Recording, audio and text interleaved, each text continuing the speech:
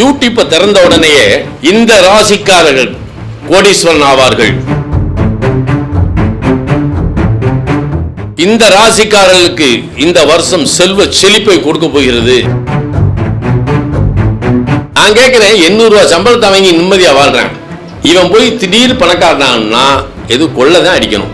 திடீர்னு நம்ம ராசிக்கு ஒரு பெரிய பணம் புதையல் வருதுன்னா எங்கிட்ட இருந்து வரும்? ஜாதகத்துல இருந்தா தானே வரும். ஜாதகத்தை நீங்க திறந்த உடனேயே இவன் உத்தியோகத்துக்கு தகுதியானவனா அல்லது சுயதொழிலுக்கு தகுதியானவனா? துலாலக்கணத்துக்கு சனி தசை, தனிப்பெரும் யோகாதிபதி, மீண்டும் உனக்கு ஒரு கிரீடம் கிடைக்கும், நீ மிகப்பெரிய நிலைக்கு வந்துருவ, எனக்கு அந்த பதவி கிடைக்கும், இந்த பதவி கிடைக்கும். நீ மட்டும் எனக்கு மரண தேதி எழுதியிருக்கிய, சாத்தியமா? கேட்கறது சரிதானே? அந்த ஆளுக்கும் ஜோசியம் தெரியும்.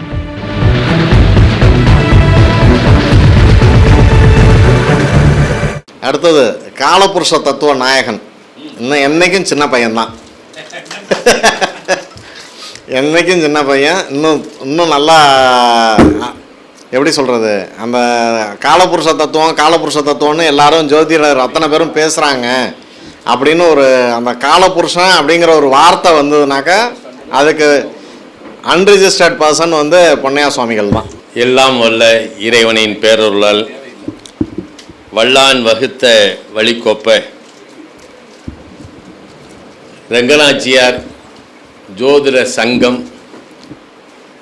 கூட்டியுள்ள இந்த கூட்டத்திலே அமர்ந்திருக்கக்கூடிய எனது அன்பு சகோதர சகோதரிகளே, மேடையிலே அமர்ந்திருக்கக்கூடிய எனது சகாக்களே, அதன்னு மேலாக இந்த கருத்தரங்கத்தை விடாது தொய்வில்லாது 4 நல்ல கருத்துக்களை ஜோதிட பெருமக்களுக்கு கிடைக்க வேண்டும் என்பதற்காக எந்த விதமான பொருட்செலவையோ அல்லது கால விரயத்தையோ கணக்கில் கொள்ளாமல் நம்ம எல்லாம் ஒன்று கூட்டக்கூடிய ஒரு அற்புதமான சக்தி படைத்த அந்த ஜானகி ராமனை இந்த இடத்திலே வாழ்த்தி உங்கள் அனைவருக்கும் எனது மனமார்ந்த வாழ்த்துக்களையும் வணக்கத்தையும் தெரிவித்துக் கொள்கின்றேன். யூடியூப்பை திறந்த உடனேயே இந்த ராசிக்காரர்கள் கோடீஸ்வரன் ஆவார்கள் அப்படின்னு ஒரு பெட்ட போடுறான். இந்த ராசிக்காரர்களுக்கு இந்த வருஷம் செல்வ செழிப்பை கொடுக்க போகிறது அப்படின்றான் இல்லையா? யூடியூப்ல பார்த்துருக்கோம்ல, அப்படியே லைக்ஸ்ல போய் குமிக்கிறாங்க. அங்கே என்னமா சொல்றானா அப்படின்னா சரி, அவன் எதையுமே சொல்ல போறதில்லை. அவன் எதையும் சொல்ல போறதில்லை. இப்போ செல்வம் அப்படின்னு எடுத்துக்கிட்டா அது வேற. 5000 அப்படியும் போய் விழுகிறாங்க. அதுக்கு நம்ம என்ன செய்ய முடியும்? ஐயா, நான் என்ன சொல்றேன், ஒரு ஹோட்டல்ல ஒரு வெயிட்டரா ஒருத்தர் வேலை பார்க்கிறார், ஒரு சப்ளையர். அவருக்கு தினக்கூலி 700 800 ஏதோ சம்பளம் கொடுக்குறாங்க. இதை வாங்கி அவர் 2 பிள்ளைகளை வச்சுக்கிட்டு சாப்பிட்டுக்கிட்டு நிம்மதியா இருக்காரு. இதுல இந்த செல்ல நோன்னே இந்த ராசிக்காரர்களுக்கு இந்த வருஷம் பணம் கொளிக்க போகுது, செல்வம் 1000 ரூபாய், கோடீஸ்வரன் 1000 ரூபான்னு சொல்றான். நான் கேட்கிறேன், 800 ரூபாய் சம்பளத்தை வாங்கி நிம்மதியா வாழ்றேன். இவன் போய் திடீர் பணக்காரனா எது கொள்ளதான் அடிக்கணும். ஆமாவா இல்லையா? கொள்ளதான் அடிக்கணும். ஒரு காலகட்டத்திலாம் 90ல எங்க ஆபீஸ்ல ஒரு ஜாதகத்துக்கு 100 ரூபா. 10 ஜாதகம் பார்ப்போம். வீட்டுக்கு போகும்போது பெட்ரோலுக்கு ஒரு 50 ரூபா இருக்கும், வீட்டுக்கு கொடுக்கறதுக்கு ஒரு 50 ரூபா இருக்கும். அவ்வளவுதான். இதான் மிச்சம். நான் எல்லாம் அப்படியெல்லாம் போனதில்லை. 98ல சரி, அதாவது அப்ப 93ல இருந்து நான் கோயம்புத்தூருக்கு மகரிஷி மாநாடு கருத்தரங்கத்துக்கு போய் வந்ததில்ல. ஏன் மதுரையில் ஒரு மாநாடு நடத்தக்கூடாது அப்படின்னு நமக்குள்ள ஒரு சிம்பதி. 98ல அங்க ஒரு நாள் மாநாடு நடத்துறோம் மகரிஷி தலைமையில. இல்ல, நான் என்ன சொல்றேன்னா, அப்படி மாநாடு நடத்தும் போது ஏற்பட்டது 2005 வரைக்கும் மதுரையில சிறப்பான மாநாடு நடத்துறோம். ஒரு கருத்தரங்கம் நடத்துறது எவ்வளவு கஷ்டம் தெரியுமா? அதை உணரணும் இல்லையா? எவ்வளவு செலவு பண்ணி இதை பண்றாங்க. அன்னைக்கு மாநாடு நடத்தும் போது நான் யார்ட்டையும் டொனேஷன்லாம் வாங்கினது இல்லை. அவ்வளவையும் இந்த ஜோதிடத்துக்காக செலவு வச்சோம். இந்த ஜோதிடம் நம்மளை வாழ வைக்கிறது. என்ன நான் எதுக்கு சொல்றேன்னா, நவக்கிரகத்தை நீ நம்பினேன்னா அது உன்னைய பட்னி போடாது. அதை தெரிஞ்சுக்கணும். இதுக்கு ஒரு சின்ன எக்ஸாம்பிள் சொல்லிட்டு நம்ம போவோம். தாய்ப்பாதம்னு ஒரு இடம், அது எங்க இருக்குன்னா திருக்குறுங்குடிக்கு மேல 4000 அடி சிறப்புஞ்சி மாதிரி இருக்கும். ஒரு 12 நாள் தவத்துக்கு நான் மேலே போயிடுறேன், தவத்துக்காக போகிறேன். இந்த வீட்டில் வந்து நம்ம டெய்லி அன்றாட காய்கறி கடையில் வாங்குறது தான் சாப்பாட்டுக்கு. ஆனால் இந்த 12 நாளும் ஒரு அப்போ தபாலில் வந்து ஜோசியம் எழுதுவோம், தபாலில் பலன் எழுதுவோம். இந்த 12 நாள் தபாலில் வந்து வீட்டில் என் மிஸ்ஸஸ்ட கையெழுத்து வாங்கிட்டு 150 ரூபா 150 ரூபா கொடுத்துட்டு போயிருக்கான். இங்கே நம்ம மேலே இருந்தோம், வீட்டுக்கு செலவு காசு கொடுக்கல, அப்போ நமக்கு நம்மளை வாழ வச்சுச்சா இல்லையா? அப்போ அந்த நம்பிக்கை நமக்கு வேணுமா இல்லையா? அந்த எதுக்குன்னா, திடீர்னு நம்ம ராசிக்கு ஒரு பெரிய பணம் புதையல் வருதுன்னா எங்கிட்ட இருந்து வரும்? உன் ஜாதகத்தில் இருந்தால் தானே வரும். அப்போ உன்னுடைய 2ஆம் இடத்தை பாரு. இப்போ எல்லாம் சொல்கிறாங்க பொருளாதார வளர்ச்சி தனம் இன்னைக்கு ரொம்ப முக்கியம் தான். எனக்கா இருந்தாலும் சரி, உம்மனுக்கா இருந்தாலும் சரி, ஜெயனுக்கா இருந்தாலும் சரி, யாருக்கா இருந்தாலும் உங்களுக்கா இருந்தாலும் காசு முக்கியம் தானே. காசு இல்லாமல் நீங்கள் எதுவும் பண்ண புரியலாம்? ஒன்றுமே பண்ண முடியாது. அப்போ அந்த காசு எங்கேருந்து வருது? உங்களுக்கு 2ஆம் இடத்தை பார்ப்போம். 2ஆம் இடம் நல்லா இருக்கணும் இல்லையா? சரி, அதே 2ஆம் இடத்துல அது சரமா ஸ்திரமா உபயமா பார்த்துக்கிட்டு அந்த வீட்டு அதிபதி யார் சாரம் வாங்கியிருக்காரு, எப்படி உட்கார்ந்து இருக்கிறாரு, எந்த ரீதியில் நமக்கு பொருளாதாரம் வரும். ஐயா, ஜாதகத்தை நீங்கள் திறந்த உடனேயே இவன் உத்தியோகத்துக்கு தகுதியானவனா அல்லது சுயதொழிலுக்கு தகுதியானவனா நீங்கள் பிரிக்கணும்.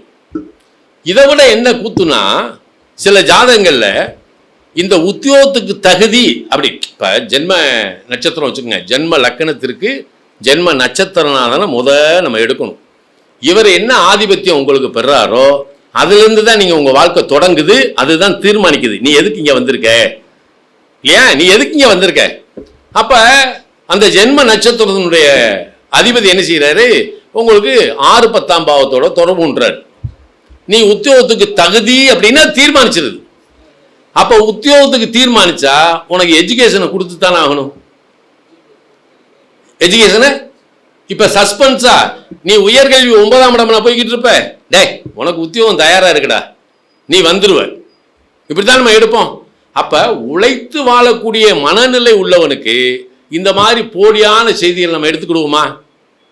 சரி, இப்போ அந்த காலத்தில் நம்ம எல்லாரும் கோயிலுக்கு போகிறவங்க தான். நம்ம கோயிலுக்கு எதுக்கு போகணும்? கோயிலுக்கு எதுக்கு போகணும்னு வரமுறை இருக்குல்ல. கோயிலுக்கு நம்ம எதுக்காக போகிறோம்? அவன் எப்படி சொல்லியிருக்கான்? தெய்வத்தை கும்பிட போகிறோம், அருளை பெற போகிறோமா? ஆனால் அவன் சொல்லியிருக்கான், அருள் இல்லாருக்கு அவ்வுலகம் இல்லை, பொருள் இல்லாருக்கு இவ்வுலகம் இல்லை இல்லையா? ஆனால் இந்த அருளையும் பொருளையும் எப்படி வச்சுருக்கான்னா, இந்த காலபுருஷனுக்கு 2ஆம் இடம் என்பது ரிஷபம் இல்லையா? இந்த வீட்டு அதிபதி யாரு? சுக்கிரன். இந்த 2ஆம் இடத்தினுடைய தன்மையை நீ எந்த இடத்திலிருந்து எடுக்கப்படும் அப்படின்னா பாக்கியஸ்தானமாகிய தனுசுலேருந்து தான் வரும் உனக்கு இல்லையா? அப்ப அந்த பாக்கியஸ்தானத்துக்கு இன்னொரு பெயர் என்ன? நிதியும் நீதியும் நிறைந்த இடம் எது? பாக்கியஸ்தானம். அப்ப அங்க நிதியும் நீதியும் இருந்தா உனக்கு இங்க நிதி பொருளாதாரமின்மையை கொடுக்கும். அப்ப பாக்கியாதிபதி, அப்ப அதுக்கு தான் சொல்றான் அந்த அந்த நம்ம கிறந்த கர்த்தாக்கள் என்ன சொல்லுவாங்க, உன்னுடைய தனஸ்தானாதிபதியவோ அல்லது பாக்கியாதிபதியவோ இந்த குரு பார்த்தால் இல்லையா, குரு பார்த்தால். அதை விட ஒரு விஷயம் என்னன்னா, இதுல குரு நின்ற வீட்டிற்கு, நம்ம ஜாதகத்துல குரு நின்ற வீட்டிற்கு பஞ்சமத்திலோ அல்லது பாக்கியத்திலோ உன்னுடைய தனஸ்தானாதிபதி பஞ்சமாதிபதி பாக்கியாதிபதி யாராவது நின்றால் உனக்கு வற்றாத செல்வத்தை இந்த ஜென்மாவில் கொடுக்கும் அப்படின்னு சொல்லிட்டு இல்லையா? இப்ப இந்த இடம் தான் நமக்கு. இதை கோச்சாரத்தில் நம்ம எப்படி எடுத்துக்கிடணும்? இப்ப கோச்சாரத்தில் குரு வந்து சுத்திக்கிட்டே தான் வருவார். இவர் ஒரு இடத்துக்கு வந்த உடனே நம்ம ஜனன ஜாதகத்துல 5ஆம் இடத்துலையோ அல்லது 9ஆம் இடத்துலையோ இந்த தனஸ்தானாதிபதியோ பாக்கியாதிபதியோ பஞ்சமாதிபதியோ லக்னாதிபதியோ யாரோ இருக்காங்க.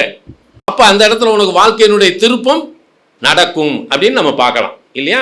சரி, இப்ப இந்த குருவுக்கு ஏகப்பட்ட பேர் வச்சிருக்கான். அவன் காலபுருஷனுக்கு 9 12 கூட. நீங்க நல்லா பாருங்க, நைசர்கிய சுபர் நைசர்கிய பாவினி 2 பிரிச்சிருக்கான். இப்ப குரு சுக்கிரன் புதன் சந்திரன் வளர்வை சந்திரன் இவன் சுரத்தத்துவமா கொடுத்துருக்கான், விட்டுருவோம். ஆனா அந்த குரு தசையில கொடுக்கப்பட்ட குரு யோகாதிபதியே ஆயினும் கூட அந்த குரு தசையில் கிடைக்கக்கூடிய நிலையை எந்த ஒரு ஆன்மாவுக்காவது எந்த ஒரு ஜாதகனுக்காக தக்க வைத்திருக்கிறதா அப்படின்னு நீங்க இன்னைக்கு வரை ஆராய்ச்சி பண்ணி பாருங்க. குருதசையில் கொடுக்குற குருதசை எடுத்துட்டு போயிடும். அதே மாதிரி தான் சுக்கிர தசையும்.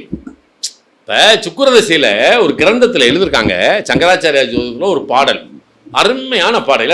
அதாவது ஒரு ஆய்வு அப்படின்னா, நீங்கள் ஒன்று தொடுறீங்கன்னா அதை ஆய்வு பண்ணி போகணும். அவன் சும்மா எதையுமே சொல்லலை. அப்போ அதில் ஒரு பாட்டு சொல்கிறாங்க, ஓதிடும் புகழ்நாள் பொன்னன் உயர்வுடன் அபகாரத்தில் வேதமாம் தாரம் ஒன்று வேட்டலாம் அதுவும் பின்னால் சேதமாம் இல்லால் சுங்கன் சேர்திசை முடிவு உண்டாம் ஆதவன் வரவும் ஒரு பெண்ணை நல்குவான் அளவுடைய மாதே. இதுதான் பாட்டு. இப்போ இந்த சுக்கிரன் என்ன சொல்றாரு, சுக்கிரனுடைய சுக்கிரதச குரு புத்தியில உயர்ந்த இடத்திலிருந்து ஒரு பெண்ணை கொடுக்கலாம், அவளை வதைக்கலாம், சிதைக்கலாம், கொல்லலாம். எப்ப? சுங்கன் சேர்திசை முடிவுள் உண்டாம். முடிச்சிடறான். அதுக்கப்புறம் ஆதவன் வரவும் பண்ணை நல்குவான் அழகுடைய மாதை.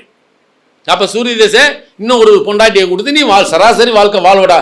இது 100க்கு 100 உண்மையான பாடல். இது நல்லா ஆய்வு பண்ணலாம். எப்படின்னா, இது கல்யாணத்துக்கு மட்டும் சொல்லலை. சுக்கிரன் உனக்கு யோகாதிபதியே ஆயிரும் கூட, இந்த சுக்கிரதசை உனக்கு சுக்கிரதசை 20 வருஷம். அது வந்தவொடனே என்ன செய்வான், வெளுத்த சட்டை மடங்காமல் அப்படியே டிப்டாப்பாக இருப்பான். கண்ணு பார்த்தீங்கன்னா முண்டக்கண்ணு மாதிரி இருக்கும், பர்சனாலிட்டியாக இருக்கும். சுக்கிரதசைக்கு ஒரு தோரணம் வந்துடும், அதையும் பெர்ஃப்யூம் போட்டு கொடுவாங்க, ஜம்முன்னு வரேன். 20 வருஷம் நிரந்தரமாக அப்படியே கொடுக்குற மாதிரி இதெல்லாம் வாழ்க்கையில் நிரந்தரம்னே போயிடுவாங்க. அது ஆரம்பத்தோட சுக்கிரதசை சனி புத்தி வரும்போது ஒரு பிரேக் அடிக்கும். என்ன? நியூட்ரல். வண்டியில் போகும்போது பெட்ரோல் இல்லடா, என்ன இல்லை, அதாவது நியூட்ரல் போடுவான். அதுக்கப்புறம் என்ன, பெட்ரோல் போட்டுக்கோ அப்படின்ற மாதிரி. அப்போ சுக்கிரதசை சனி புத்தி முடிஞ்சோன்னு புதன் புத்தியில் லேசாக கிளறி கொடுக்கும். ஆனால் கேது புத்தியில் 4 போல்ட்டையும் கழட்டி விட்டுருவோம்.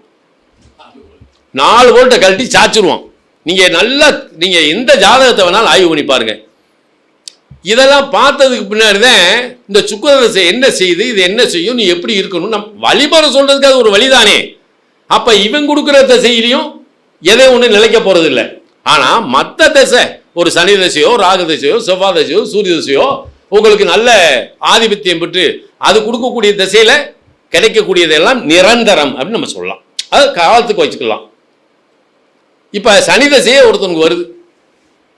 இப்போ சனி தசையை நம்ம எடுத்துக்கிடுவோம். இந்த சனி தசை ஒருத்தனுக்கு 19 வருஷம் நல்ல ஆதிபத்தியத்தில் இவனுக்கு கொடுக்க ஆரம்பிக்குது. நல்ல ஆதிபத்தியம். இதிலே ஒரு விஷயத்தை சொல்லணும். ஏன்னா ஜோதிடர்கள், நீங்கள் உங்கள் ஆய்வுக்கு சொல்கிறேன், ஒரு பிரபலியமான ஒரு அரசியல்வாதி துலா லக்கணம், லக்கணத்தில் குரு, லக்கணத்தில் குரு, ரோகிணி நட்சத்திரத்தில் பிறந்தவர். என்ன? அப்போ இவருக்கு குரு தசை உள்ள வருது. இப்போ எத்தனாவது தசையாக குரு தசை வரும்? சந்திர தசை, செவ்வாய் தசை, ராகு தசை, குரு தசை 4வது தசையாக வருதா? இது தாராவில் என்ன வரும்? தாரையில் என்ன? சேமதாரை. சரியா? இப்ப இந்த லக்கணத்தில் குரு இருக்கு. இவர் சனி தசையில தான் நமக்கு அறிமுகமே ஆகிறாரு. நல்லா கவனிக்கணும். அவருக்கு சனி போய் கடகத்தில் உட்கார்ந்துருக்கு. இப்ப அவர் சொல்றாரு, எனக்கு இந்த திசைக்குரிய பலனும் என் ஜாதகத்துக்குரிய பலனும் எழுதி கொடுங்க அப்படின்னு கேட்கிறாரு. அவருக்கு ஒரு 6 பக்கத்துக்கு பலன் எழுதி, இந்த தேதியில நீ ஐசியூல இருப்ப, இந்த தேதி உனக்கு மரண தேதி, அதனால நீ யாரையாவது சிவாச்சாரியாரோ உனக்கு தெரிஞ்ச ஆளுகளை வச்சு இதுக்கு பரிகாரம் பண்ணிக்க. பரிகாரத்துக்கு எனக்கு உடன்பாடு கிடையாது. என்ன? பரிகாரத்துக்கு நமக்கு உடன்பாடு கிடையாது. இதை வச்சு நீ பாதுகாத்துக்க முடியும். ஒரு 20 நாள் 30 நாள் 20 நாள் ஃபோன் கிடையாது. எப்பயுமே நாங்கள் நித்தம் பேசிக்கிடுவோம். திடீர்னு ஒன்றா வந்து ஃபோன் பண்ணி, என்னையா ஃபோனே காணும் அப்படின்றேன். உன்னை அரவிந்தோ அம்மா கேட்பா அப்படின்ட்டார். அரவிந்தோ அம்மா எது கேட்குறா? இல்லை நீ எனக்கு பல நாள் எழுதியிருக்க, துலாலக்கணத்துக்கு சனி தசை, தனிப்பெரும் யோகாதிபதி, மீண்டும் உனக்கு ஒரு கிரீடம் கிடைக்கும், நீ மிகப்பெரிய நிலைக்கு வந்துருவ, எனக்கு அந்த பதவி கிடைக்கும் இந்த பதவி கிடைக்கும் அப்படின்னு எல்லா தமிழ்நாட்டுக்கு அத்தனை ஜோசியம் சொல்றானே, நீ மட்டும் எனக்கு மரண தேதி எழுதியிருக்கிய, சாத்தியமா அப்படியா? கேட்கறது சரிதானே? அந்த ஆளுக்கும் ஜோசியம் தெரியும். அந்த ஆள் ஜோசியர்னு அந்த ஆளை சுற்றி இருக்கிற அத்தனும் பெரிய பெரிய மகா ஜோசியங்க. சரி, நான் அவங்ககிட்ட ஒரு வார்த்தை கேட்டேன், நீ இதை போய் நான் கேட்கறத மட்டும் அவங்ககிட்ட கேளு. துலாலக்கணத்துக்கு குரு தசை சத்துருஸ்தானாதிபதி தானே, 6 கூடவே உனக்கு லக்கணத்திலே இருக்கான் இல்லையா, திக்பலம். ஆனால் அந்த குரு தசையில தான் நீ உழவு சுற்று வாலிபனா வந்த, நீ எம்பி ஆன, நீ எல்லா நிலைகள்லையும் உயர்ந்த நிலைக்கு வந்த. இந்த குரு தசை உனக்கு எப்படி கொடுத்துச்சுன்னு மட்டும் அவங்ககிட்ட கேளு. சரிதான் நான் சொன்னது? நீ கேளு. இதுக்கு என்ன ஆன்சர் வருதோ அதுக்கப்புறம் இந்த சனி தசை உன்னையே கொள்ளுதுன்னு நான் சொல்றேன். உடனே இவர் போய் எல்லாத்திட்டையும் கேட்கிறாரு. யார் கேட்டது அப்படின்னு அப்புறம் இவங்கிட்ட கேட்டிருக்காங்க. நம்ம ஆள் தான் பொண்ணையா தான். ஐயோ ஃபோனை எல்லாம் கட் பண்ணிட்டாங்க. அப்போ ஒரு திசை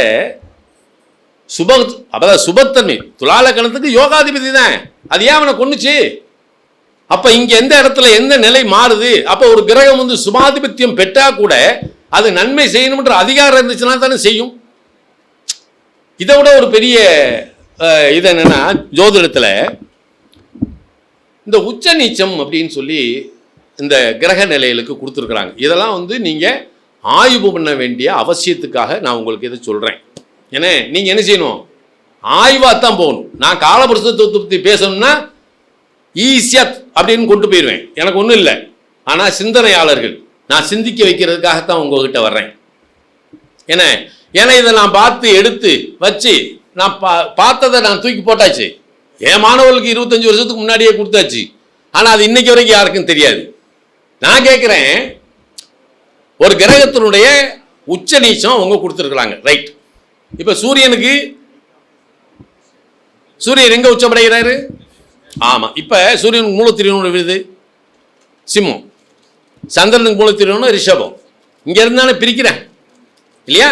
அப்ப செவ்வாய்க்கு மூலத்திரியோனது மேசம், புதனுக்கு மூலத்திரியோன்னு கன்னி, குருவுக்கு மூலத்திரியோன்னு தனுசு, சனிக்கு மூலத்திரியோனோ கும்பம், ரைட். இப்ப பஞ்சாதி கிரகங்களுக்கு தான் இங்க நமக்கு பலன். சரி, இப்ப இதே குரு தனுசுல மூலத்திரியோணம் அடைகிறார் இல்லையா? இந்த மூலத்திரியோண வீட்டிற்கு 2வது வீட்டில் போய் நீச்சமடைகிறார். நல்லா கவனிக்கணும்.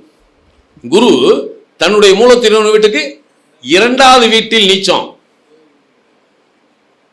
இப்ப இந்த இடத்துல நீங்க லைட்டா பாருங்க. காலையில பேசும்போது கூட அற்களம்னு தெரிஞ்சு பேசினாங்களா தெரியாம பேசுனாங்கன்னு எனக்கு தெரியாது. அற்களத்தை பத்தி தான் பேசினாங்க. அதாவது எப்படின்னா, உங்களுடைய தெசாநாதனுக்கோ அல்லது ஒரு பாவாதிபதிக்கோ, இப்போ ஒருத்தருக்கு சுகஸ்தானாதிபதினு வச்சுக்கிடுவோம். இந்த சுகஸ்தானாதிபதிக்கு இருபுறமும் சுபக்கிரகங்கள் நின்றால், இந்த சுபக்கிரகங்கள் அப்படின்னு எடுத்துக்கிட்டோம்னா, அந்த சுகஸ்தானாதிபதிக்கு 2ல் போய் ஒரு குருவே இருக்கிறாருன்னு வைங்க, சுக்கிரனே இருக்கிறாருன்னா, அப்ப இவருக்கு சுக விருத்தி உண்டு அப்படின்றத நம்ம எளிமையாவே எடுத்துக்கலாம். இது வந்து அற்களத்திலே வரும். ஆனா அற்களத்துக்கு முன்பாக ஒரு விஷயத்தை நம்ம தெரிஞ்சுக்கணும். என்னன்னா, ஆதியில நமக்கு 2300 யோகத்தை கொடுத்துருக்கான். யோக முஞ்சிரி எடுத்தீங்கன்னா 2300 சொச்சம் யோகம் இருக்கு. இதெல்லாம் நீங்க எடுத்து மனனம் பண்றாண்டா கஷ்டம். அதை அனுபவத்துக்கு பிராக்டிக்கலா கொண்டு வர்றதும் கஷ்டம். ஆனா அவங்க என்ன கொடுத்துருக்காங்க, வெரி சிம்பிளா அந்த ஜோதிடத்துல எளிமையா நம்ம கொண்டு போறதுக்கு ஒரு விஷயத்தை கொடுத்துருக்காங்க. முதல் 4 யோகம் கொடுத்துருக்காங்க. இந்த 4 யோகத்தை ஒரு பயம் கூட பார்க்கறது இல்லை. என்ன தெரியுமா? சுனபா, அனபா, துருதரா, கேமத்துரம், அந்த 4 வச்சிருக்கானா இல்லையா? இந்த 4 யோகத்தை நாம என்னைக்காவது ஒரு ஜாதகத்தில் பார்த்துருக்கோமா? எப்படி அவன் என்ன சொல்லிருக்கான்? சுனபா. What is the meaning of சுனபா? நீ ஒன்றை நாடி செல்வதற்கு பெயர் தான் சுனபா. ஒன்று உன்னை நாடி வருவது இருக்கு இல்லையா, அதுக்கு பேர் தான் அனபா. நீ நாடி செல்வதும் உன்னை தேடி வருவதும் துருதரா. எதுவுமே இல்லாத நிலையில இருக்கும்போது நீயே தனிச்சு நின்று எல்லாத்தையும் கைப்பற வேண்டும் அப்படின்னா அது கேமத்துருமா. அதை வந்து தர்த்துர யோகம்னு கொடுக்குறேன். இந்த 4 யோகத்தை பேஸ் பண்ணி நீங்க எந்த கிரகத்தையும் நீங்க தூக்கி பார்க்கலாம், எந்த கிரகத்தையும். அப்ப ஒரு தனஸ்தானாதிபதி நிற்கிறார். தனஸ்தானாதிபதி அட்டமத்தோடு நின்று போறார். அவருக்கு 2ஆம் இடத்துல பாக்கியாதிபதி நின்றாருன்னு வைங்க, என்ன ஆகும்? உனக்கு அன்எக்ஸ்பெக்டட் பணம் வர்றது ஒரு பக்கம் இருக்கட்டும், ஆனா செல்வ நிலையை உனக்கு ஒருபோதும் குறைக்காது. செல்வ நிலையை ஒருபோதும் குறைக்காது. அப்ப இந்த ரீதியில ஒரு கிரகம் என்ன செயல்பாடு என்ன, இப்ப எனக்கு நான் தனுசுல இருக்கணும் வச்சுக்குவோம், எனக்கு சூரிய தசை நடக்கு வச்சுக்கணும். இந்த சூரியன் எனக்கு பாக்கியாதிபதி என்ற அதிகாரத்தை பெறுகிறார் இல்லையா? இப்போ இந்த பாக்கியாதிபதி போய் மேசத்தில் உச்சம். இப்போ பாக்கியாதிபதி பஞ்சமத்தில் எனக்கு உச்சம். இப்போ இந்த ஜாதகத்தை நான் விரிக்க வேண்டிய அவசியமே எனக்கு இல்லை, அவசியமே இல்லை. ஏன்னா எனக்கு கிடைக்க வேண்டிய புகழ், எனக்கு கிடைக்க வேண்டிய கௌரவம், எனக்கு வேண்டிய அனைத்தையும் அவர் கொண்டு வந்து கொடுத்துருவார்ன்ற நம்பிக்கையில் இருக்கலாமா? அப்ப அப்போ இந்த இடத்துல மாற்றுக்கிறதுக்கு இடமே இல்லைல்ல.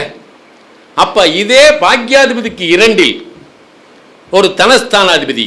இப்போ தனஸ்தானாதி முன்னையும் பின்னையுமே நிற்கட்டும், செல்வ செழிப்புக்கு ஒரு குறை இல்லை.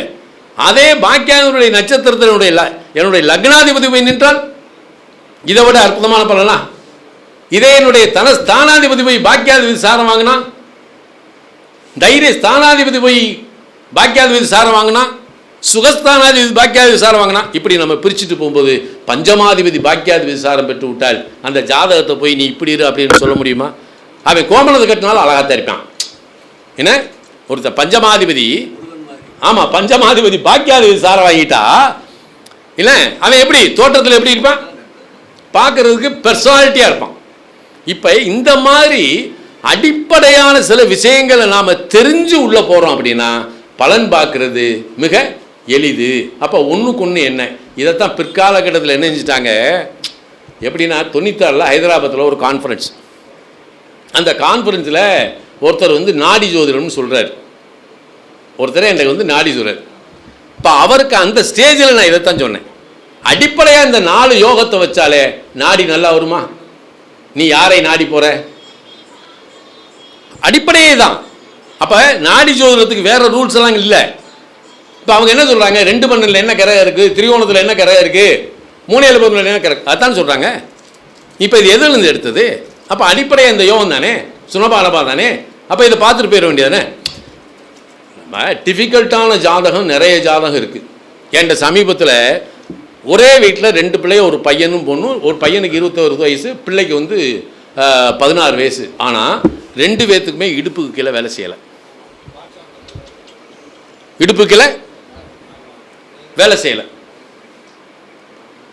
அந்த ஜாதகத்தை முழுமையாக இது பண்ணி செஞ்சு ஒரு விளக்கம் கொடுத்து அனுப்பிச்சோன்னு வைங்க. ஏன்னா அந்த பிள்ளைய ஒரு தீர்வு வேணும்ல, அந்த பிள்ளைகளும் பிள்ளைய தானே. இந்த இடத்துல தான் அங்கே சனி செவ்வாயினுடைய கோட்பாடு. இந்த சனி செவ்வாய் காம்பினேஷன் எங்கேயாவது ஒரு பார்வை விழுகுதுன்னு வைங்களேன், இது கொலபாதகத்துக்கு சமமான ஒரு சம்பவம் அங்கே இதில் நடந்திருக்கும்.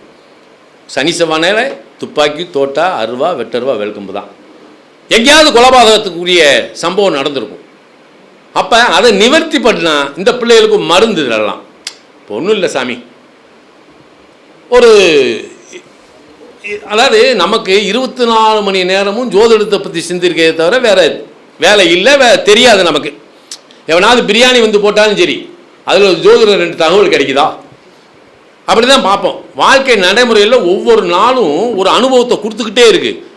நாம் இதை பார்த்தோமே, அன்னைக்கு ஒரு ஜாதகம் பார்த்தோமே, இன்னைக்கு இந்த ஜாதகம் வந்திருக்கே, அதே மாதிரி தானே இதுக்கு பலன். என்னைக்காவது யாராவது நான் பார்த்த ஜாதகம் மாதிரி இன்னொரு ஜாதகம் எனக்கு வந்துச்சுன்னு சொல்லுங்க. அப்போ இன்னைக்கு வரைக்கும் வாழ்க்கையில் சரித்திரத்திலே கிடையாது. எழுதியே வச்சுக்கோங்க. ஆமாம், இல்லை ஒரு ஜாதகத்தில் 2 பேருக்கு ஒரே குடும்பத்தில் 2 குழந்தைகளுக்கும் ஆணுக்கும் பொண்ணுக்கும் இடுப்புக்கு கீழே வேலை செய்யலை.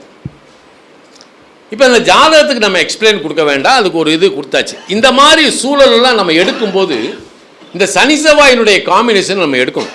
சனி செவ்வாய் எப்படி இருக்குது.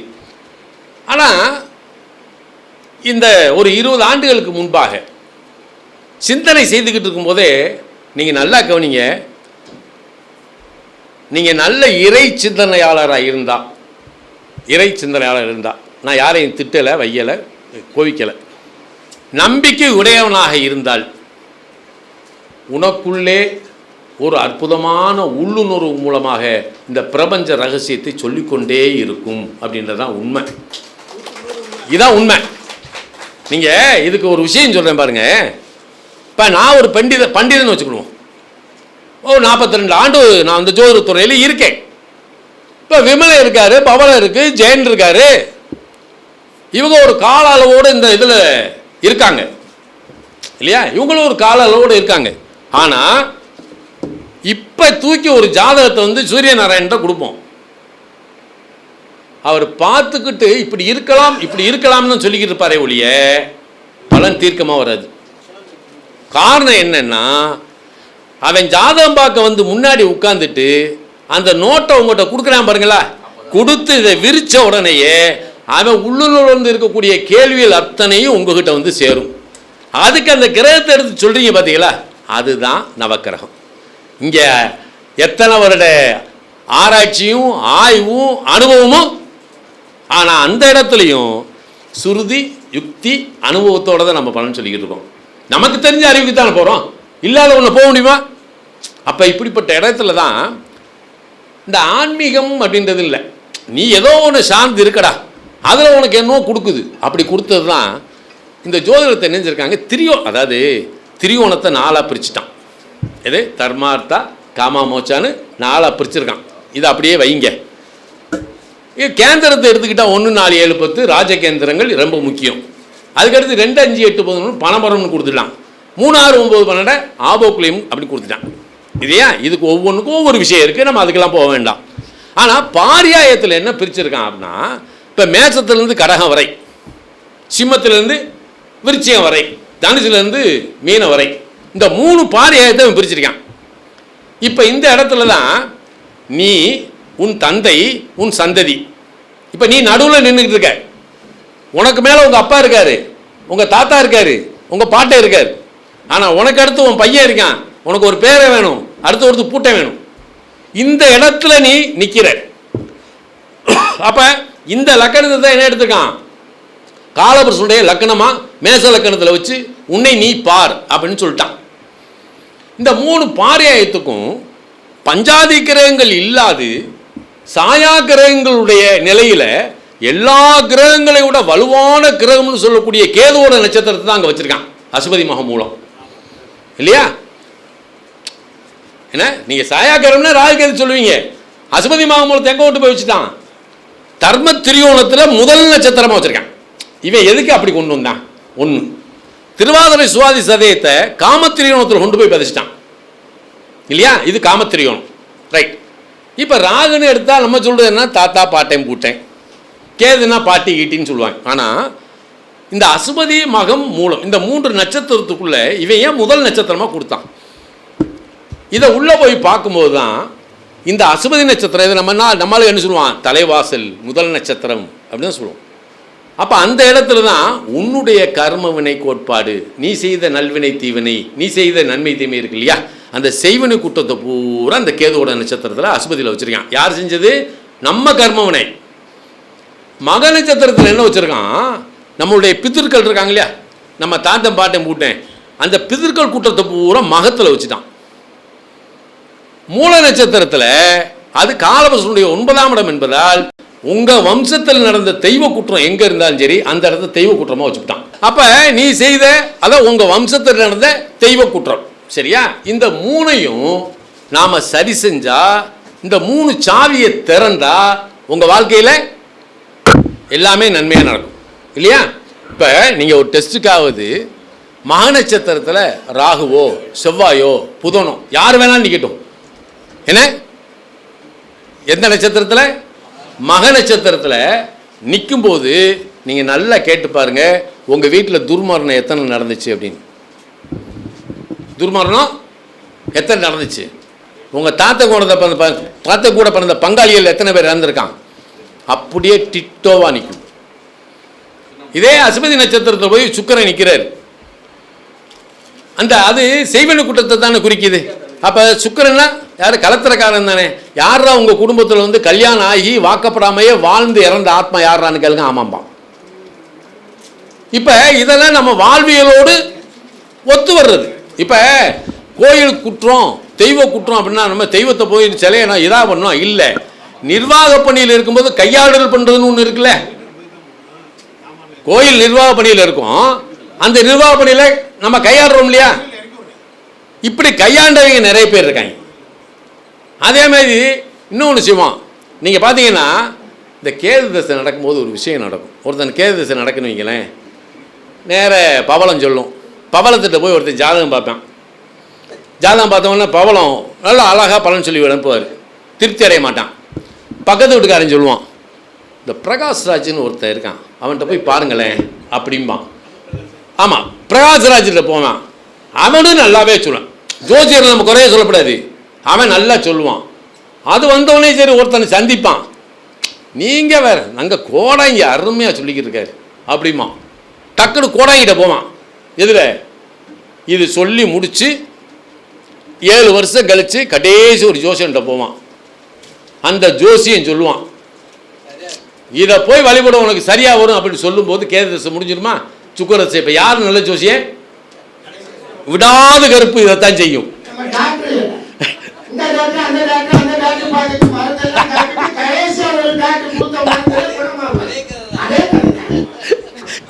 இது கேது தசை இப்படிதான் பண்ணும். ஆனால் இந்த 3 நட்சத்திரங்கள் தான் நம்ம பார்க்கணும். இந்த நட்சத்திரங்களில் கிரகம் இருக்கிறதா, இதை தூக்கி இந்த 3 கிரகத்தில் நட்சத்திரம் இருந்தால் அதுக்கு நீங்கள் ரெக்டிவேஷன் கொடுங்க. ஒரு உதாரணம் சொல்லணும்னா, அசுபதி நட்சத்திரத்தில் பிறந்தவங்களுக்கு பூரா 5வது தசையா என்ன தசை வரும்? செவ்வாய் தசை வரும்.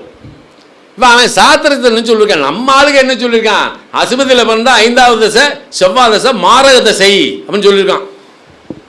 நீ சித்திரை மிருகசீரிடம் அவிட்டத்தில் பிறந்தா 4வது தசை சனி தசை மாரக தசை அப்படின்னு சொல்கிறான். இந்த 2ஐயும் நம்ம கவனிக்கணும். மற்றது கூட குரு ராகு கூட நம்ம எடுக்கலாம், அவ்வளோ பாதிப்பும் அதில் இல்லை. இந்த 5வது தசை செவ்வாய் தசை ஒரு அம்மாவுக்கு செவ்வாய் போய் மகத்தில் போய் உட்காந்துருக்கு. அந்த அம்மாவும் அசுபதி நட்சத்திரத்திலாம் பிறந்திருக்கு. நல்லா கவனிக்கணும். இப்போ இந்த அதனால வசதியான வீடு, அவங்க அப்பா இந்த பிள்ளைக்குன்னு ஒரு வீடெல்லாம் ஒதுக்கி கொடுத்துருக்காங்க. அந்த வீட்டில் 2 பொம்பளை பிள்ளைகள் வளர்ந்து வரும்போது செவ்வாய் தசை தொடக்கம். இதை கூட பிறந்த அண்ணன் தம்பி என்ன செஞ்சுட்டா, அந்த பிள்ளைகளை பிற விரட்டி விட்டுட்டு சொத்தை பிடிக்கிட்டு வெளியே விட்டாங்க. சரி, தனியாக போய் உட்காந்துருக்கு. கஷ்டம், உடல்நிலை பாதிப்பு.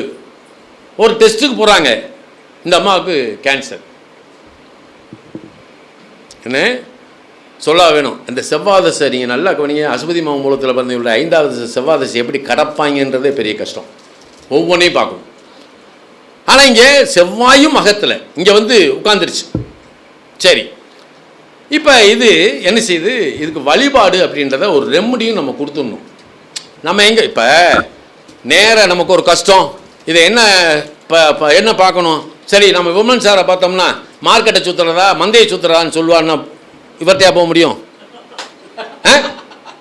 இவர்கிட்ட போனா ஏய் அதெல்லாம் கூடாது, நீ அதெல்லாம் பார்க்கப்படாது, நீ எங்க பரதேசியா போய் உட்காரு அப்படின்னு சொல்லுவார். ஆனா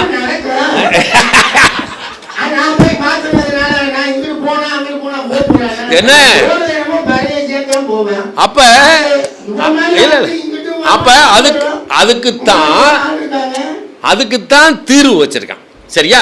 இப்ப காலையில் இருந்துச்ச உடனே இதை செஞ்சு கொள்ள பேரு, அதாவது உலகத்துல நிறைய பேர் இன்னைக்கு நல்லா இருக்கேன் அப்படின்னு ஃபோன் பண்ணி சொல்றது நமக்குத்தான் பெருமை. சரியா? இதை கொள்ள பேர் இது பண்ணியாச்சு. இந்த அம்மா நம்மளெல்லாம் பார்க்கல, யூடியூப்பை பார்த்துருக்கு. விடாமல் செவ்வாய்க்கிழமை விநாயகர் கோயிலுக்கு போயிடுச்சு. ஒரு அருகம்புல் மாலையை போட்டு சுற்ற ஆரம்பிச்சிருச்சு. இது சுற்றிக்கிட்டு வருடக்கணக்காக சுற்றிக்கிட்டே இருக்கு. இந்த செவ்வாய் தசையில் என்ன நடந்தது அப்படின்னா, ஒரு காலகட்டத்தில் 2 வருஷம் கழிச்சு இந்த வீடை பிடிங்கிட்டு விட்டாங்க இல்லையா, கூட பிறந்தவங்க. அவங்க இந்த பிள்ளையை கூட்டி கொண்டு போய் அதே வீட்டில் குடியிருக்க வச்சு அந்த பிள்ளைகளுக்கு தேவையான எஜுகேஷன் செலவு எல்லாம் அவங்க ஏற்றுக்கிட்டாங்க. இதே செவ்வாய் தசையில் அதே வழிபாட்டு முறையில் இருக்கும்போது ஒரு நாள் அடையாருக்கு போயிருக்கு மருந்து வாங்க. இது நடந்த நிகழ்ச்சி, இது உண்மை நிகழ்ச்சி. கற்பனையிலலாம் இங்கே எதுவுமே கிடையாது. இந்த கற்பனை கேட்சியம் அதெல்லாம் நம்மகிட்ட ஒரு பங்கும் கிடையாது. என்ன அப்போ அடையாறில் போய் டெஸ்ட்டுக்கு போயிருக்கு, மருந்து வாங்கிட்டு வரலாம் அப்படின்னு. என்ன அங்கே போனோன்னா மருந்தெல்லாம் வாங்கிடுச்சு. ஒரு ஃபாரின் டாக்டர் வந்திருக்கான், கேம்ப் போட்டிருக்கான். சரி பார்த்துட்டு போவோமே அப்படின்னு சொல்லி அந்த டாக்டர்கிட்ட போய் காட்டியிருக்கு. அவன் ஒரே ஒரு மாத்திரை அடிச்சுட்டு வேற ஒரு மாத்திரை எழுதி கொடுத்துருக்கான். இந்த மாத்திரையை சாப்பிட்டோன்னே அந்த அம்மாவுக்கு கேன்சர் கிளியர். இப்போ நீ வழிபட்டது நடந்ததா இல்லையா? இப்போ வழிபாட்டுக்கு ஒரு பலன் உண்டா இல்லையா? அப்போ அதை தெரிஞ்சு சொல்லு, தெரியாமல் பேசக்கூடாது. ஒவ்வொரு இடத்துக்கும் ஒரு வழிபாடு இருக்குது. நீ யாரை வணங்கணும் அப்படின்னு உன் ஜாதகத்தில் இருக்குது. நீ அதைப்படி உனக்கு இல்லாத நாட்களில் போய் இவன் சொன்னால் நான் வெள்ளிக்கிழமை தான் வழிபடுவேன், இவன் சொன்னால் நான் செவ்வாய்க்கிழமை வழிபடுனா, இந்த செவ்வாயும் வெள்ளியும் உனக்கு எதிர்மறையாக இருந்துச்சுன்னு வைங்க, நீ வழிபட்டு என்ன புண்ணியம் இல்லையா? அப்போ உனக்குரிய நாளை தேர்ந்தெடு.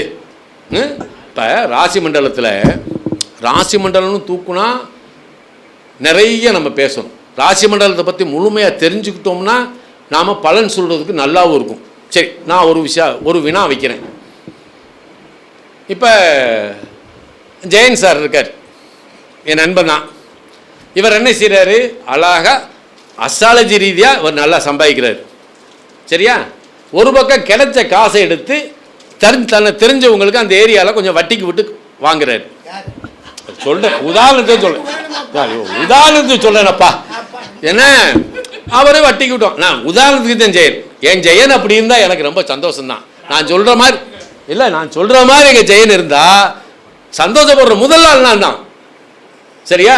அதே இது வர்ற சம்பாத்தியத்தில் என்ன செய்யறாரு, அழகா பக்கத்தில் இருக்க இடத்தெல்லாம் வாங்கி ஒரு காம்பவுண்டு கட்டுறாரு, ஒரு காம்ப்ளெக்ஸ் கட்டுறாரு. இதுல இருந்து வருமானம் வருது. இது போக கொஞ்சம் ஒதுக்கு பொறுத்தவரை ஒரு வயக்காடு வாங்கி போட்டிருக்காரு, அதுல இருந்து வருது. இப்ப எத்தனை வழியிலேருந்து வருமானம் வருது? காம்ப்ளெக்ஸ், வயல், இன்னொன்று வட்டி, இன்னொன்று ஜோசியம்.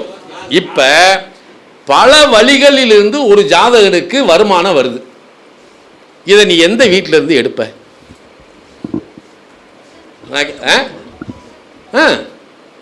புதன். அதாவது எப்பயுமே புதன்னா 20 விதமான வழிகளில் தன வரும், அதோட தான் நிற்கும்.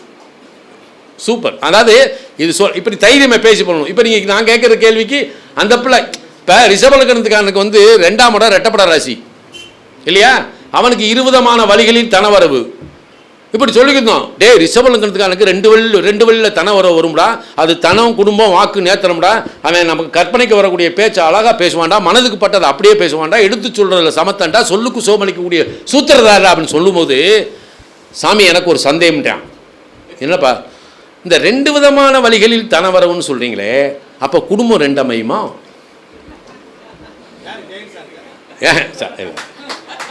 அவன் கேட்ட கேள்வி சரிதானே, நல்லா கேளுங்க. உண்மை இயற்கை தான். ஆனால் நான் கேட்கறது என்னன்னா, ஒருத்தனுக்கு பல வழிகள் இருந்து தனவரவு வருது. அதாவது ஒன்மோ அப்படி வச்சுக்கிடுமே, 2க்கும் மேற்பட்ட 4 வழியில் இருந்து பல வழியிலிருந்து தன வருது. இதை எப்படி எடுக்கிறது? Very good. இதை புத்தகத்தை அது புத்தகத்தை அவர் புத்தகத்தை படிச்சிருக்காரு. இதெல்லாம் சத்த. இப்ப இந்த கேள்வி என்னன்னா, இப்ப ஒரு மிதுன லக்னத்துக்காரன் இருக்கான், அவனுக்கு 2ஆம் இடம் என்னது? கடகம். பலகால ராசியா? அது காலபுருஷன் 4ஆம் இடம், சொத்துல இருந்து வருமானம். நீங்க மிதுன லக்னத்துக்காரன் பூரா பாருங்க, ஒரு சொத்துல இருந்து வருமானம் வந்துகிட்டே இருக்கும். அவன் டீச்சரா இருப்பான், அது காலபுருஷன் 4ஆம் இடம். மேக்சிமம் டீச்சரா இருக்கிறவன் அவன் தான் மிதுன லக்னத்துக்காரன். அதே மாதிரி இண்டஸ்ட்ரியல்ல இருந்து வருமானம் வரக்கூடியது அவனுக்கு உண்டு, விளைநிலங்களிலிருந்து வரக்கூடியதும் உண்டு, பல வழியில இருந்து அவனுக்கு வரும் வருமானம். இப்படி ராசி மண்டலத்தை வச்சு தான் நாம எடுக்கணும் ஃபர்ஸ்ட். சரியா? இப்ப மிதுனமும் மீனமும் ஏன் இரட்டைப்படை ராசியா கொடுத்தாங்க? ராசி மண்டலத்தில் மிதுனத்தை மீனத்தை என்ன கொடுத்துருக்காங்க? இரட்டைப்படை ராசி. இது ஏயா சொல்லுங்க பாப்போம், யார் தெரியுமா? என்னாச்சு? அப்ப ஏன் இந்த மிதுனத்துக்கு இரட்டைப்படை ராசி? இது ஆண் ராசி, மீனம் வந்து பெண் ராசி. இப்ப இந்த இடத்துல தான் நீங்க சற்று யோசிக்கணும், இதை ஏன் இப்படி கொடுத்தான்? ஒரு இடத்துல காலபுருஷ தத்துவத்தில் பேசும்போது ஒரே ஒரு இப்ப ஒரு லக்கணம் எடுத்துக்கிடுவோம், சிம்ம லக்கணத்தை எடுத்துக்கிடுவோம். இந்த சிம்ம லக்கணம் அப்படின்னா, இந்த சிம்ம லக்கணத்துக்கு நீங்கள் 12 பாவாதிபதிகள் எடுத்து தானே பலன் சொல்கிறோம். அப்போ இந்த லக்னம்ன்ற அணுவான புள்ளி எதற்கெல்லாம் தகுதி படைத்தது அப்படின்னு எடுக்கணும்ல. அது எங்கேருந்து எடுக்கிறது? லக்கணத்தில் தான் எடுக்கணும் இல்லையா? லக்கணம் தானே தகுதியை தீர்மானிக்குது. அப்போ எல்லாத்துக்குமே 12 பாவம் தொடர்பு கொள்ளுதா? எல்லாத்துக்கும் 12 பாவம் தொடர்பு கொள்ளுமா? ஒருத்தன் கல்யாணமே ஆகாம 48 வயசு வரைக்கும் இருக்கிறானே, ஒருத்தனுக்கு வேலை வெட்டி இல்லாமல் இருக்கிறானே இல்லையா? அப்ப இந்த 12 பாவத்தோடு இந்த லக்கணம் எப்படி தொடர்பு கொள்ளுகிறது, அதான் முக்கியம். அப்ப ஒரே வீட்டில் அவன் என்ன சொல்றான், இந்த இப்ப சிம்மம்னு எடுத்துக்கிட்டீங்கன்னா அதை துவாதாவம்ச பாவமா நீங்க 12 பிரிங்க. துவாதாவம்சம் பிரிக்கலாமா? ஒரு ராசி 12 பிரிச்சா என்னது தெரியுமா? துவாத சாம்சத்துக்கு பேர் தான் 12 இல்லையா? அப்ப அந்த வீட்டில் இந்த 12 பாவமும் அடங்கியிருக்கு. இந்த 12 பாவத்தோடு இந்த 12 பாவத்துக்கு உண்டான தகுதி, உனக்கு என்ன தகுதி இருக்கோ அதை உன்னுடைய தசாபத்தி வந்து உனக்கு எடுத்து கொடுத்துட்டு போகுது இல்லையா? ஆனால் எல்லாத்துக்குமே 9 தசை நடந்துருதா? இல்லையே. அப்போ ஒருத்தன் சம்பாதிக்கிறான், காசு நிறைய வச்சிருக்கான், ஒரு வீடு வாங்க முடியல. இல்லையா? சொத்து நிறைய இருக்கு, ஆனால் அதில் வருமானமே இல்லாமல் உட்காந்துருக்காங்க. வேலை உயர்ந்த உத்தியோகம் பார்க்குறான், லட்சக்கணக்கான காசு வாங்குறான், ஆனால் அவனால் மாதத்துக்கு மேலே சம்பளம் கடன் வாங்க வேண்டிய சூழல் இருக்கான். எப்படி வாழ்க்கை தரம் அப்படின்றது இப்படி இருக்கு. அப்போ இதை நாம் எப்படி எடுத்துக்கிறது? இப்போ இந்த மிதுன லக்கணத்தை மட்டுமே 12 பாவமாக பிரித்து பேசிக்கிட்டு இருக்கும்போது சடனாக அந்த இடத்துல இறையருள்ள ஒரு விஷயம் வந்தது எனக்கு. எப்படின்னா, இது காலபுருஷனுக்கு 3ஆம் இடம். மிதுன எத்தனாம் இடம்? காலபுருஷனுக்கு 3ஆம் இடம். இது ஒரு காற்றாசி. இந்த காற்று என்னது? புயலின் சின்னம். அதாவது வேகமாக சிந்தனை, சிந்தனையும் செயல்பாடு, இயக்குதல் இயங்குதல், இந்த ரெண்டுமே அங்கே தான் இருக்கு, ரெட்டப்பட ராசி. அப்போ வேகமான சிந்தனை. அவன்கிட்ட போய் அட்வைஸ் பண்ணி பாருங்க, முதலத்தில் பிறந்தவன்ட்ட அப்படின்ட்டுவான், நீ எல்லாம் ஒரு ஆளே எனக்கு அட்வைஸ் பண்ணுவன்ட்ட. அவன் அட்வைஸ் பண்ணக்கூடிய தகுதியானவன் யாரு? இந்த கிரியேட்டிவிட்டி பர்சன் யாரு? மிதுனத்தில் பிறந்தவன். அப்போ அவனுக்கு காற்றை விட வேகமாக சிந்திக்கக்கூடிய ஆற்றலுடைய மனிதர்களை இந்த உலகத்துக்கு அடையாளம் காட்டுவது எதுன்னா மிதுனம் தான்.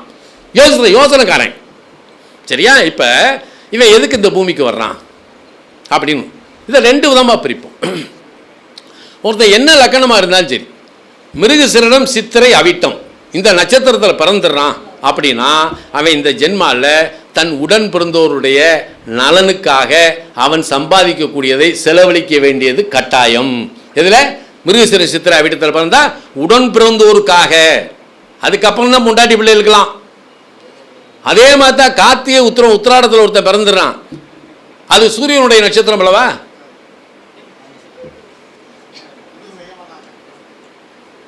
எப்படி செய்ய மாட்டாங்க. ஆனால் உடன் பிறந்தவருக்கு செய்யணும்ன்றது அவனுடைய கர்மம் வேணா, அது செஞ்சாதான் அவனுக்கு. அப்போ கிருத்திகை, உத்திராடத்தில் பிறந்துடுறான். அவன் தன்னுடைய தந்தை செய்ய வேண்டிய நிலையில் தன்னை தன் குடும்பத்திற்கு அர்ப்பணிக்கணும். ஏன்னா இது தகப்பன் காரகன், அது சகோதர காரகன் இல்லையா? இப்போ இதே இடத்துல ஒரு சிம்மலக்கண ஜாதகம் பிறந்துருது, அவன் அவிட்ட நட்சத்திரத்தில் பிறந்துடுறான். இப்போ இந்த சிம்மலக்கணத்து செவ்வாய் யாரு? சுக பாக்கியாதிபதியா? அப்போ அவர் செவ்வாய் தானே. அப்போ தகப்பன் ஸ்தானாதிபதி செவ்வாய், சகோதர காரகன் செவ்வாய். இவன் கம்பல்சரியா தன் தந்தையினுடைய நிலையிலிருந்து தன் குடும்பத்தை உடன்படுவதற்கு செய்யணும் அப்படின்றத விதி. இதை நல்ல அனுபவத்தில் பாருங்க, இதுதான் சரியா வரும். இப்போ இந்த மிதுனம் அப்படின்றது காலபுருஷனுடைய 3ஆம் இடம். இவனுடைய பங்கு என்ன சொல்றான்?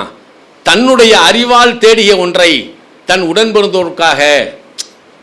இதிலே ராமாயணத்தில் நிறைய இது கடகத்தை போட்டு ராமருக்கு லக்கணமாக போட்டு வச்சுருவாங்க. அப்புறம் ஏன்டா ராமர் லட்சம்னு பேசுகிறீங்க? ராமலட்சம்னு ஏன் பேசணும்? சரி, கடகம் வந்து ராமன்னா 7ஆம் இடம் வந்து மகரம் தானே சீதை. சீதை அங்கே செவ்வாய் உச்சமாக இருக்கே. அப்போ அவள் அப்பையில ஆயுதத்தை தூக்கியிருக்கணும்.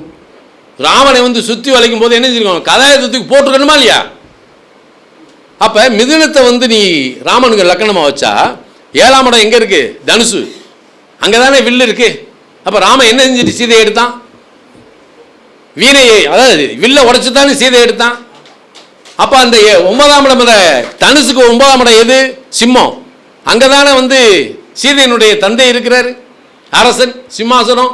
இதை இப்படி லாஜிக்காக கொண்டு போட்டு கடக இலக்கணம் தான் ராம இலக்கணம் அப்படின்னு ஒரு கட்டம் போட்டு வச்சிருப்பான். இந்த கடக ராமனுடைய ஜாதகத்தை போட்டு ஆஃபீஸில் வச்சிருக்கவன் பூரா பாருங்க, ஒன்று ஓடி போயிடுவான். இருக்காது. அவனே ஓடிப்போய், இதே அவனே வனவாசம் போன வந்தான்டா. அவன் எப்படி வனவாசம் போனா, எதனால அவசரம் போனா, எந்த காலகட்டத்தில் வனவாசம் போன கேட்டால் சொல்ல மாட்டான். அவனுக்கு கடகலக்கன் போட்டு. எதுக்கு சொல்றேன்னா, இந்த மிதுனம் என்பது இரட்டைப்படை ராசி, அது காலபுருஷனுடைய சகோதர ஸ்தானம். இப்போ இந்த இடத்த ஏன் அவன் வந்து இரட்டைப்படை ராசியாக கொடுத்தான்?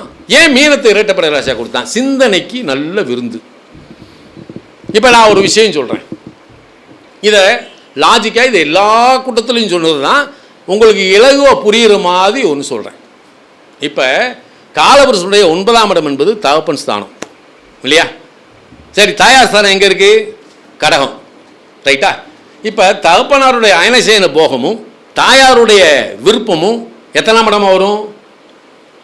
விருச்சிகத்தில் போய் நிற்குமா? தந்தையினுடைய அயனசேன போகம், இதுக்கு தாயார் உடன்படுகிறாள் விருப்பத்தோடு. 5ஆம் இடம் விருப்பத்தோடு உடன்படுகிறாள். அவள் கற்பம் தரிக்கிறாள். அந்த யோனி வாசல்லேருந்து ஒரு குழந்தை பிறக்கிறது. விருச்சியம் தானே யோனி. அதுலேருந்து ஒரு குழந்தை பிறக்கும்போது இந்த குழந்தை பிறப்பதனுடைய லக்னம் தான் மேச லக்னம். சரியா? அப்போ அந்த மேச லக்னத்தை நம்ம போனோன்னு ஜாதகம் பார்த்தோன்னே என்ன சொல்கிறோம்? ஜாதகத்தை பார்த்தோன்னே ஆயுள் பலன் தீர்க்கும் அப்படின்னு தான் முதல் சொல்கிறோம். எந்த ஒரு ஜோசியும் ஜாதகத்தை விரிச்சோன்னா பையனுக்கு ஆயுள் பலன் தீர்க்கும் அப்படின்னு சொல்கிறான்னா அவன் ஜோசியம் தான். 8ஆம் இடம். சரி, இதை 2ஆம் இடத்துக்கு கொண்டு போங்க. தனஸ்தானம் சொல்கிறோம். அந்த தனத்துக்கு எங்கேருந்து வரணும்? நிதி ஸ்தானத்துலேருந்து தானே வரணும். அப்போ நீ தெய்வ அருளோடு நீ செய்த தர்மமும் நன்றாக இருந்தால் நிதிஸ்தானம் வேலை செய்யும், தனஸ்தானம் வற்றாத ஜீவநதியாக உனக்கு நிலைத்த செல்வத்தை கொடுக்கும். அப்போ ரிஷபமும் தனுசு இல்லையா? ரிஷபத்துக்கு எத்தனை இடம்? தனுசு 8ஆம் இடமா? சரி, இப்போ இந்த 3ஆம் இடம்னு ஒன்று வருது. இந்த 3ஆம் இடத்தினுடைய நிலைப்பாடு எங்கே இருக்குது? அப்போ 3ஆம் இடத்துல என்ன வச்சுருக்கான்? ஒரு மனிதனுடைய எண்ணம், எழுத்து, இயக்கம், ஆற்றல், பேராற்றல், சக்தி, வீரியம் அப்படின்னு ஒன்று வச்சுருக்கான். இதைத்தான் வச்சுருக்கான். அப்போ உன்னுடைய எண்ணமும் செயலும் எதை சார்ந்து இருக்கும்? 10ஆம் இடமாகிய கர்மாவை நோக்கி தான் இருக்கும். ஜோசியர்னா நீங்கள் எடுத்தோன்னே அந்த அந்த கர்மா சிந்தனை தானே இருக்கும். உங்கள் செயல் எதை ஒட்டி இருக்கும்? கர்மாவுனுடைய நிலையை விட்டு தான் இருக்கும். அப்போ 3ஆம் இடத்தினுடைய தன்மை 10ஆம் இடத்தில் இருக்கிறது. அப்போ 10ஆம் இடம் நன்றாக இருந்தால் உன்னுடைய 3ஆம் இடம் நன்றாக இருக்குமா? இப்போ இந்த கர்மாவுடைய சூட்சுமத்தை எங்கே வச்சுருக்கான்? 3ஆம் இடத்தை வச்சுருக்கான். ரைட்டா? சரி, 4ஆம் இடம். இப்போ எனக்கு விமலை இந்தா பண்ணையா ஒரு 50 லட்ச ரூபாய் வச்சுக்கோ அப்படின்னு கொடுத்தா நான் போய் என்ன செய்வேன்? எனக்கு வேண்டிய வசதி வாய்ப்புகளை தான் பெருக்குவேன். லாபஸ்தானம் 11ஆம் இடத்தில் ஒரு கிரகம் இருந்தால் 4ஆம் இடத்தினுடைய நிலைப்பாடு வளருமா இல்லையா? அப்போ 4ஆம் இடத்தில் சூட்சுமம் எங்கே இருக்குது? 11ஆம் இடத்துல இருக்குது. சரி, ஒன்றும் இல்லை. இப்போ 5ஆம் இடம்ன்றது நம்ம சிம்மம் எடுத்துக்குவோம், புத்திரஸ்தானமும் எடுத்துக்கிடுவோம். குழந்தை பிறக்கணும். குழந்தை சும்மா பிறக்குமா? மலையேறி இறங்கினா பிறக்குமா? மகான்களுடைய ஆசீர்வாதத்தில் பிறந்துருமா? டே நீ புருஷ முண்டாட்டியா வாழணும்டா. அப்போ 12ஆம் இடத்துல அயன சேன போக நடந்தா தான் குழந்தை பிறக்கும். அப்போ 12ஆம் இடம் 5ஆம் இடத்துக்கு எத்தனாம் இடம்? 8ஆம் இடம் இல்லையா? அப்போ அந்த 8ஆம் இடம் 12ஆம் இடத்தினுடைய விளைவை வச்சு தான் 5ஆம் இடமே வேலை செய்யுது. அப்போ 12இல் ஒரு கிரகம் இருந்தால் இந்த 5ஆம் இடத்தினுடைய தத்துவம் எங்கே இருக்குது? அதுக்கு 8ஆம் இடத்தில் அதனுடைய சூட்சுமம் இருக்குது. இப்போ 6ஆம் இடம் அப்படின்னா அது உழைப்பு. நீங்கள் 6ஆம் இடத்துல என்ன எடுப்போம்? கடன், வழக்கு, நோய், இன்னொன்று என்ன இருக்குது? சர்வீஸ், உழைப்பு இருக்குது. எதிரி ஒரு பக்கம் இருக்கட்டும், 6ஆம் இடம் பொறுப்பு. இப்போ 6ஆம் இடம் நிலத்தத்துவமாக இருந்தால் அது உழைப்பு, 6ஆம் இடம் நெருப்பு தத்துவமாக இருந்தால் நோய், 6ஆம் இடம் காற்று தத்துவமாக இருந்தால் வழக்கு, 6ஆம் இடம் ஜல தத்துவமாக இருந்தால் கடன். இதை அப்படியே பிரிச்சுக்கணும். இது காலபுருஷ தத்துவத்திலே நீங்கள் எடுத்து பழத்துக்கணும். மிதுன லக்கணத்துக்கு 6ஆம் இடம் என்னது? ஜலராசி. அது காலபுருஷனுக்கு 8ஆம் இடம். மிதுன லக்கணத்துக்கார மட்டும் கடன் வாங்கிட்டான்னு வைங்க, அவன் வட்டி கட்டியே மாஞ்சு போவேன். வளர்ந்தா அதோட அவன் அட்ரஸே இல்லை. அப்போ இந்த இடத்துல 6ஆம் இடம் என்பது உழைப்பு, உழைப்புக்கேற்ற. அப்போ இந்த உழைப்புக்கு தகுதியானவனா லக்கணத்தை பாரு. இங்கே தான் நீங்கள் கேட்டது வருது வீரராகவன். 7ஆம் இடத்தை இவர் கேட்டார். இந்த 7ஆம் இடம் என்பது மேசம் என்பது ஆண் ராசி, 7ஆம் இடமும் ஆண் ராசி. ஒரு ஆணை ஆண் மணக்க முடியுமா? சப்தமஸ்தானம் நான் எதுக்கு வச்சிருக்கான்னு கேட்கான் இல்லையா? இதுக்கு 2 இது இருக்குது, 2 தீர்வு இப்போ தான் வரும். ஏன் மீனத்தை ரெட்டப்பட ராசியாக வச்சான்? அதுக்கு தான் இங்கே வர்றோம். இந்த 7ஆம் இடத்தினுடைய சூட்சுமம் எங்கே இருக்குது? 7க்கு 8ஆம் இடமாகிய 2ஆம் இடத்தில் இருக்கிறது. எந்த இடத்துல? ரிஷபத்தில். இப்போ மேசம் ஒரு ஆண் ராசி, சூரியன் உச்சம், சந்திரன் 2இல் உச்சம், இவன் சிவன், அவன் பார்வதி. ரைட்டா? காலையில் விமலன் சொன்ன மாதிரி தான், இடப்பக்கம் இருப்பது சைவம், வலப்பக்கம் இருப்பது வைணவம். சிம்மம் ஒரு விஷ்ணுடைய ராசி, கடகம் மகாலட்சுமியுடைய ராசி. வலப்பக்கம் வந்துட்டாளா? இதுதான் அதனுடைய கோட்பாடு. அப்போ இந்த இடத்துல 7ஆம் இடத்தினுடைய சூட்சுமம் 2ஆம் இடத்தில் இருக்கக்கூடிய கிரகத்தை வைத்தே தெரிந்து கொள்ளலாம். வந்துச்சா? சரி, இது விடுவோம், இன்னும் இருக்கு அதில். இப்போ 8ஆம் இடம் அப்படின்றது, இப்போ நம்ம பிறந்துடுறோம், நம்ம எவ்வளோ காலத்துக்கு வாழ்வோம்? இதை நம்ம ஜாதகத்தில் எப்படி பார்க்குறோம்? 8ஆம் இடத்தை வச்சு தானே பார்க்குறோம். 8ஆம் இடம், 8ஆம் இடத்துக்கு நின்ற இடம் சாரநாதன் நவம்சத்தில் எங்கே இருக்கார், தர்க்க சக்கரத்தில் எங்கெங்கெல்லாம் இருக்கார், அவர் யார் பார்க்குறா, எப்படி எத்தனை பார்க்குறோம்? அப்போ இந்த 8ஆம் இடத்தினுடைய சூட்சுமம் 8க்கு 8ஆம் இடத்தில் இருக்கிறது. 8க்கு 8ஆம் இடம் எது? எந்த இடம்? மிதுனம்.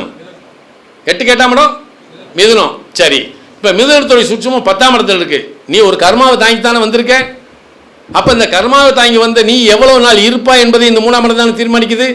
அப்போ இந்த கர்மாவின் சூட்சுமத்தையும் ஆயுளுடைய சூட்சுமத்தையும் ஒட்டுமொத்தமாக வச்சிருக்கக்கூடிய ராசி எது? மிதுனம். அதனால தான் அது ரெட்டப்பட ராசி. புரியுதா?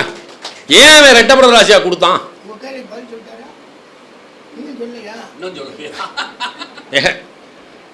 அதான் இந்த 7ஆம் இடத்துல சூட்சுமம் வந்து ரிஷபத்தில் தான் இருக்கு.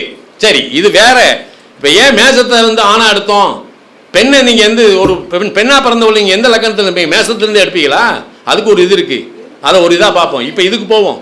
9ஆம் இடத்துடைய சூட்சுமம்.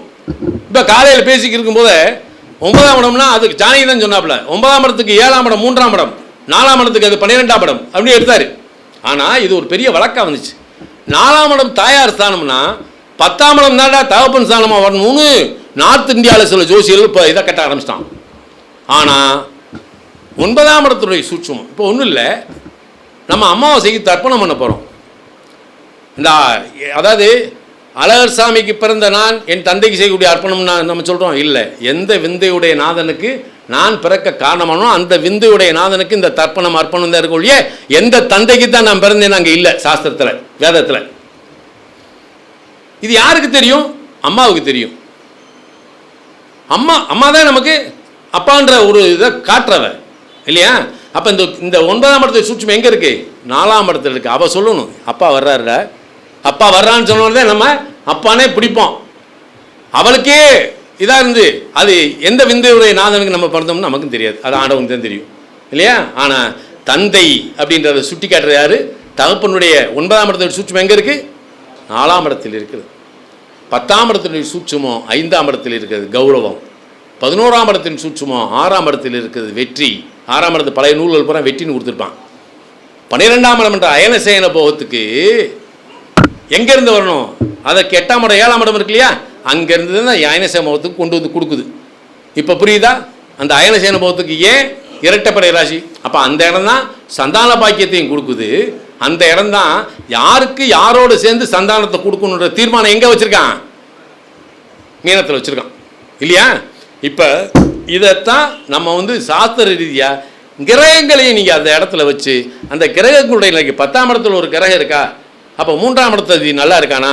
பஞ்சமாதிபதி நல்லா இருக்கானான்னு பார்த்தீங்கன்னா உங்களுக்கு இதனுடைய சூட்சுமம் அழகாக இந்த திசை இதை பண்ணும், இப்படி பண்ணும், அப்படி தூக்கி போட்டு போய்கிட்டே இருக்கலாம். என்ன நண்பர்களே, என்ன காலங்கருதி நம்ம இதுக்கு மேலெல்லாம் வந்து தொட்டோம்னு வைங்க போய்கிட்டு இருக்கோம். அப்புறம் ஜெயன் விமலம் பவளமெல்லாம் இருக்காங்க. நல்லது. உங்களை எல்லாருடைய அதாவது நல்ல தருணத்தில் ரங்கநாச்சியாருடைய இந்த 2ஆம் ஆண்டு துவக்க விழாவில் கலந்து கொண்டதற்கு அன்னை மீனாட்சியினுடைய அனுக்கிரகத்தால் நான் வணங்கு வளநாடு திரு சாது சுப்பர சுவாமிகள் உங்கள் இல்லமெல்லாம் வந்திருந்து நல்ல வளமும் நலமும் தந்தர வேண்டுமாய் வேண்டிக் கொள்கின்றேன். நன்றி நன்றி நன்றி. ஓகே. இதில் ஒரு விஷயம் என்னன்னு கேட்டிங்கன்னா, நான் திருச்சியில் ஃபஸ்ட்டு மீட்டிங் போடும்பொழுது பொன்னையண்ணனை கூப்பிட விட்டுட்டேன். அப்புறம் நான் சொன்னேன், நான் என்னுடைய மீட்டிங்கு கட்டாயம் நீங்கள் உண்டுங்கண்ணா அப்படின்னு சொல்லி என்கிட்ட உரிமையாக கோச்சிக்கிட்டார். உரிமையானாக்கா நல்லா தெரியும், அதனால் உரிமையாக கோச்சிக்கிட்டார். சிறப்பாக சொன்னதுக்கு ரொம்ப நன்றிண்ணா.